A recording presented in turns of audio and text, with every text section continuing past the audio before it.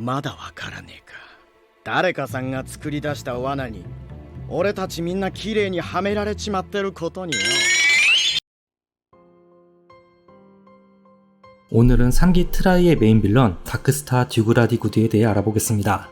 리나 세상의 루비아의 샤브라니 구드와 대칭을 이루는 2개의 마왕이죠. 저번 영상에 바로 이어지는 내용으로 바로 시작하겠습니다. 다크스타는 어둠을 뿌리고 다닌다는 뜻을 가지고 있습니다. 참고로 다크스타나 루비아에는 별칭이고 듀그라디 구드나 샤브라니 구드가 본명입니다. 뭔가 참 이름들이 멋있죠? 칸자카 하지메 작가님이 장명을 참 멋있게 하는 것 같습니다.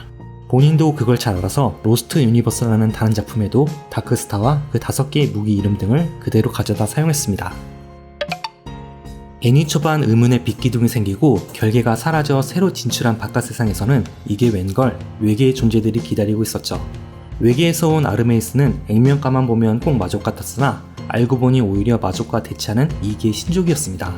게다가 아르메이스는 나름 온건파로 폭주한 다크스타를 리나 세상으로 소환하여 힘을 약화시킨 뒤 맞서 싸울 생각을 갖고 있었습니다.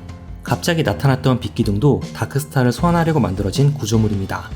이 장소 자체가 워낙 불안정하고 신족과 마족 모두에게 금단의 영역이어서 이곳에 소환 구조물을 만든 것인데요.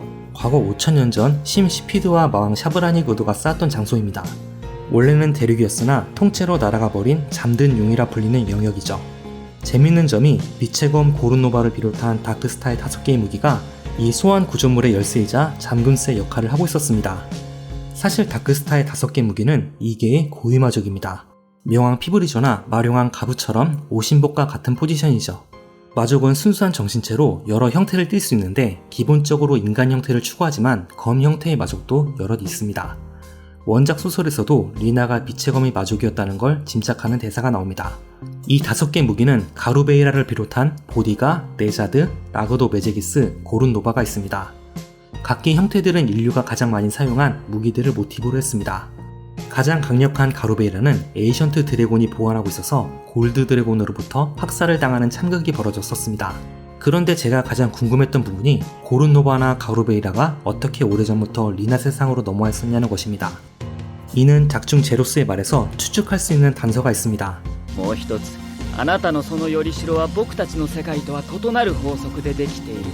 そしてそのよりしろはこちらの世界では意外に脆い。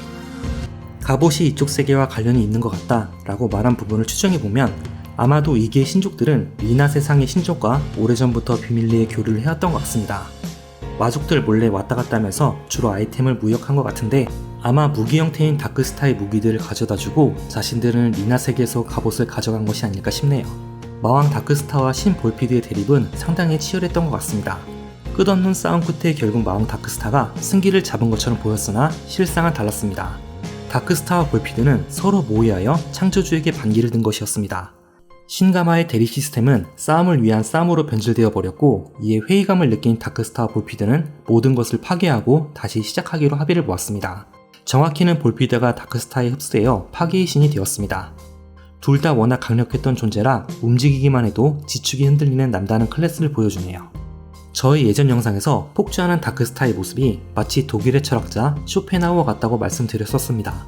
폭주한 다크스타의 모습은 세상에 대한 회의감과 이런 세상을 만든 창조주 로우나에 대한 반발감을 느낄 수 있습니다.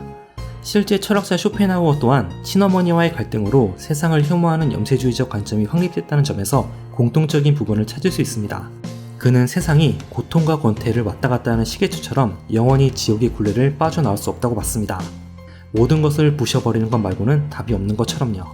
그래도 3기 트라이는 리나 세상의 존재들이 승리합니다.